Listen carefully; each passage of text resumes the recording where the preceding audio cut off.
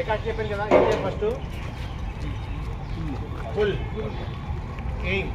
నా ఫేస్ ఎక్కడ ఉంది, దూరంగా ఉంది, చెయ్య స్క్వీజ్, ఆగాలి, వెంటనే వెళ్ళిపోకూడదు మనిషి, స్క్వీజ్ అండ్ స్క్వీజ్, పూర్తిగా వచ్చేదాకా ఆగాలి. ఎందుకంటే తొందరపడి వెళ్ళాను పైకి వెళ్ళకూడదు. అంటే ఒకవేళ ఉంటే ప్రికాషన్ రండి, కొంచెం దగ్గర పెట్టండి, దగ్గర పెట్టుకోమంటారు, దగ్గర పెట్టిన పర్లేదు, పెట్టండి. అంతే అంతే అలా తీయాలి, ఇంకోసారి కొట్టండి, ఇంకోసారి కొట్టండి.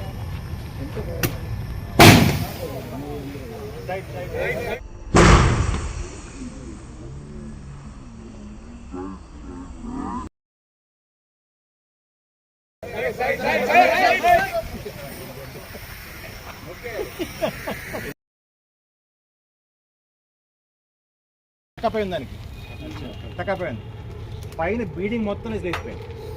యాక్చువల్లీ ఎంత పోస్ట్ తగ్గిసి ఉండాలి, ఇక్కడ మొత్తం క్యాప్ ఉంటుంది ఇలా రౌండ్గా, దీనికి ఏముంటుంది, థ్రెడ్స్ ఉంటాయి, థ్రెడ్స్ దానికే ఉన్నాయి, థ్రెడ్స్ దానికే ఉన్నాయి.